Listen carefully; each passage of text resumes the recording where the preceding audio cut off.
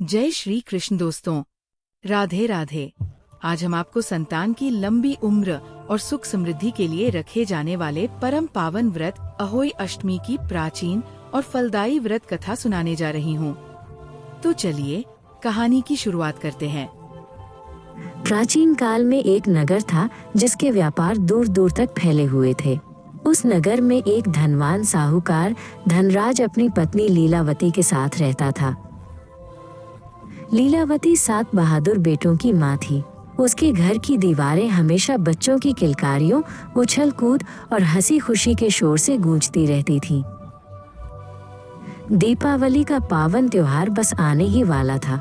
लीलावती ने घर की साफ सफाई और लिपाई पुताई की तैयारी शुरू कर दी। उसे घर को नया रूप देने के लिए खास तरह की मिट्टी चाहिए थी। वो शहर के बाहर एक सूखी नदी के पास मिट्टी की खदान की ओर गई। आसपास केवल ऊंची घास और जंगली झाड़ियां थीं। शांत वातावरण में लीलावती ने कोमल नम मिट्टी खोदना शुरू किया। पहली बार जोर से मिट्टी काटते ही खुदाली एक नरम जिंदा चीज से टकराई। जमीन के नीचे वो एक सेही पॉर्क्यूपाइन की मान थी जिसका उसे बिल्कुल अंदाजा नहीं था। भूलवश उसी क्षण कुदाली से एक नन्हा बेकसूर सेही का बच्चा मर गया।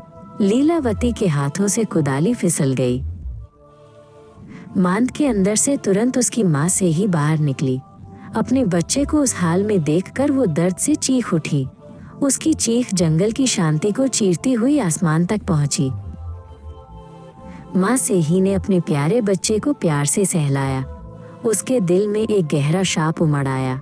उसने रोते हुए कहा, हे देवी, जिस तरह मैंने अपना बच्चा खोया है उसी तरह इस स्त्री का आंचल भी सूना हो जाए। लीलावती डर और अपराध बोध से भरी हुई दूर खड़ी माँ सेही की दर्द भरी चीखों को सुन रही थी। वो हिल भी नहीं पा रही थी। उसका दिल एक अनजाने डर से कांप रहा था। वो दुखी मन से बिना मिट्टी लिए खाली टोकरी उठाए अपने घर लौट आई। घर का काम अधूरा था पर उसका मन कहीं और उलझा हुआ था, उस नन्हे सेही के बच्चे की याद में। घर पहुंचते ही एक और बड़ा दुख उसका इंतजार कर रहा था। उसके सबसे बड़े बेटे को अचानक तेज बुखार आ गया था।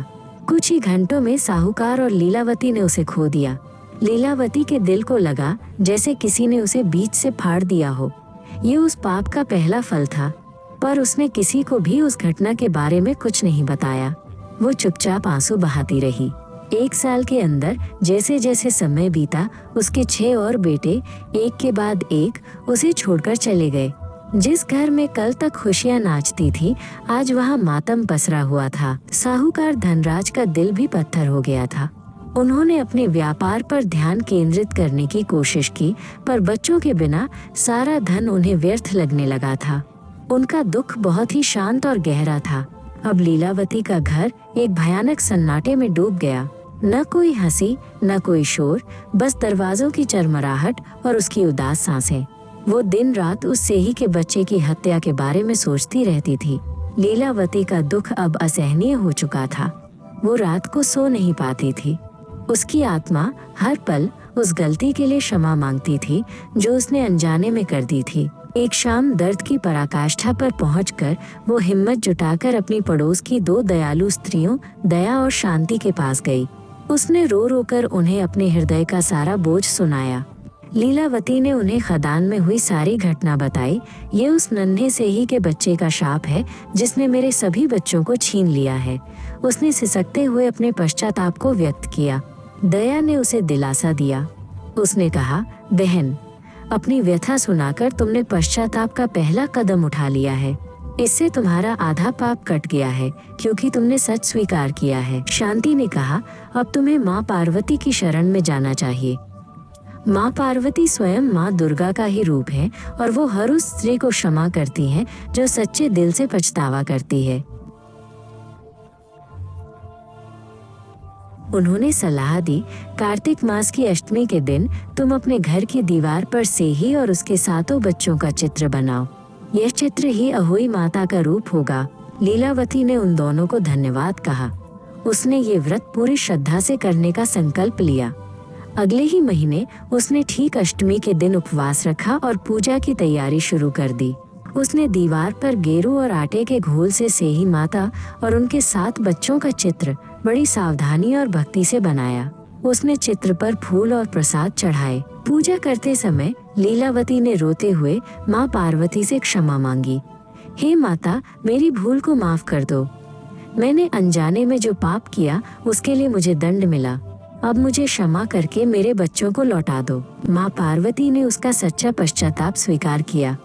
उनकी कृपा से लीलावती के 7 बेटे एक एक करके वापस आ गए। तभी से संतान की लंबी आयु और सुख के लिए ये अहोई माता के व्रत की परंपरा शुरू हुई। ये कहानी यहीं समाप्त होती है। हमारी अगली रोमांचक कहानी का अपडेट सबसे पहले पाने के लिए हमारे व्हाट्सएप चैनल को जरूर फॉलो करें और हाँ, हमारे चैनल को सब्सक्राइब जरूर करें। धन्यवाद।